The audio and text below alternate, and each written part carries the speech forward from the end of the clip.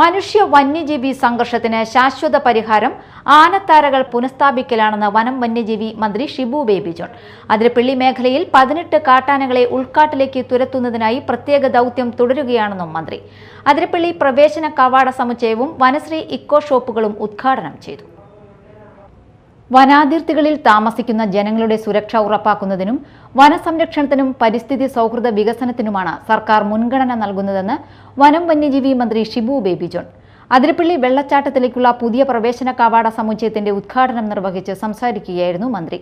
വനാതിർത്തിയിലെ ജനങ്ങളുടെ ആവശ്യങ്ങളോട് അനുഭാവപൂർവ്വം പ്രതികരിക്കുന്ന രീതിയിൽ വനം വകുപ്പിനെ കൂടുതൽ ജനസൗഹൃദമാക്കുകയാണ് ലക്ഷ്യമെന്നും മന്ത്രി പറഞ്ഞു. അതിരപ്പള്ളി മേഖലയിൽ ജനവാസ കേന്ദ്രങ്ങളിൽ ഭീതി സൃഷ്ടിച്ച 18 കാട്ടാനകളെ ഉൾക്കാട്ടിലേക്ക് തുരത്തുന്നതിനായി കഴിഞ്ഞ 2.5 മാസമായി 100-ലധികം പേരടങ്ങുന്ന സംഘം പ്രത്യേക ദൗത്യം നടത്തിവരികയാണെന്നും മന്ത്രി വ്യക്തമാക്കി. ജനവാസ മേഖലകളിലേക്ക് കാട്ടാനകൾ ഇറങ്ങുന്നതിന് പ്രധാന കാരണങ്ങളിലൊന്ന് അവയുടെ പരമ്പരാഗത ആനത്താരകൾ അടച്ചുകെട്ടിയതാണെന്നും ഇത്തരം ആനത്താരകൾ പുനഃസ്ഥാപിക്കുകയാണ് മനുഷ്യ വന്യജീവി സംഘർഷത്തിന് ശാശ്വത പരിഹാരമെന്നും മന്ത്രി ചൂണ്ടിക്കാട്ടി.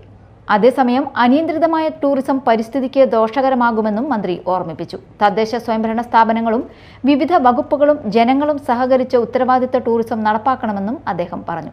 ചാലക്കുടി MLA സനീഷ് കുമാർ ജോസഫിന്റെ ആസ്തി വികസന ഫണ്ട് ഉപയോഗിച്ചാണ് പ്രവേശന കവാട സമുച്ചയം നിർമ്മിച്ചത്.